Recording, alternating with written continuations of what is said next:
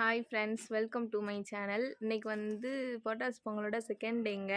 இன்றைக்கி எல்லா வேலையுமே நாங்கள் காலையிலேயே பார்த்துட்டு நேற்று கூழ் காய்ச்சினோம் பார்த்தீங்களா, அதுதான் இன்றைக்கி காலையில் சாப்பிட்டோம்.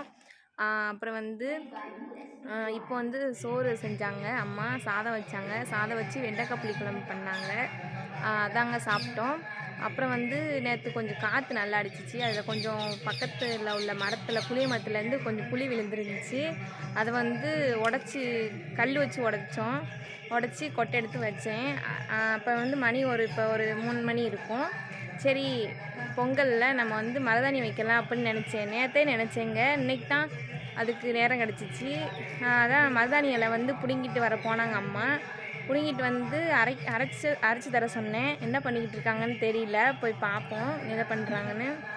ஃப்ரெண்ட்ஸ், எங்கள் அம்மா வந்து மருதாணி தான் அரைச்சிக்கிட்டு இருக்காங்க. அம்மியில் வச்சு அரைக்காங்க. மிக்ஸி இருக்குது, இருந்தாலும் நாங்கள் உள்ளே அரைக்கலை, அம்மியில் வச்சு அரைச்சிக்கிட்டு இருக்காங்க. அது ஒரு மாதிரி நல்லா இருக்கும்னு சொல்லி அம்மியில் வச்சு அரைக்காங்க. பாருங்கள் ஃப்ரெண்ட்ஸ், இங்கே பாருங்கள் ஃப்ரெண்ட்ஸ், நம்ம டியான் வந்து புல் காயில் எடுத்துகிட்டு வந்தாங்க அம்மா காட்டில் போய். அதை சாப்பிட்டுட்டு படுத்துருக்கு. கல்லேருந்து ஒரே கண்ணீராக வந்துருக்கு.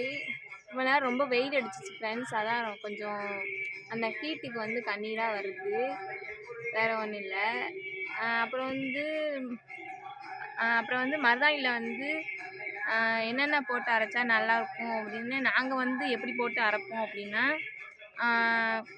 கொஞ்சம் சர்க்கரை, அப்புறம் வந்து கிராம்பு, அப்புறம் வந்து கொஞ்சம் லெமன் ஜூஸு, புளி, இதெல்லாம் போட்டு தாங்க அரைப்போம். அது மாதிரி இலை வந்து ரொம்ப பொடி இலையாக இருக்கக்கூடாது, கொஞ்சம் பெரிய பெரிய இலையாக இருக்கணும். அப்படி இருந்தாலும் நல்லா கரை, நல்லா ஸ்டெயின் நல்லா பிடிக்கும், நல்லா சிகப்பாக பிடிக்கும். அப்புறம் போடும்போது ரொம்ப அடசாக நம்ம வைக்கும்போது, கையில் வைக்கும்போது இங்கே காட்டுறேன் பாருங்கள், இது அளவுக்கு வைக்கணும். நல்லா ரொம்ப இதாக வைக்காமல், ரொம்ப அடசலாக வைக்காமல், கொஞ்சம் நைஸாக தான் நம்ம வைக்கும்போது அப்போ தான் நல்லா ஸ்டெயினும் நல்லா பிடிக்கும். நீங்கள் 1 ஹவர் வச்சா போதும், நல்லா பிடிக்கும். அது மாதிரி அரைச்சி முடித்த பிறகு உடனடியாக வைக்க வேணாம் கையில். ஒரு 1 ஹவர் இல்லை ½ ஹவர் வந்து அதை விட்டுட்டு, அது கலர் வந்து பச்சை கலர்லேருந்து லைட்டாக ஒரு ரெட் கலரில் மாறும், அப்போ வந்து வைங்க. அப்போயும் நல்லா ஸ்டெயின் நல்லா பிடிக்கும். ட்ரை பண்ணி பாருங்கள், ஓகேவா? சரி, நான் விழாக்கு வந்து கண்டினியூ பண்ணுறேன். அதான் நீ அரைச்சிட்டிங்களாம்மா? கிண்ணம் எடுத்துட்டு வா. இந்த வாரேன். இந்தாங்கம்மா கிண்ணம். எப்படிம்மா கிண்ணம்? சூப்பராக இருக்கா?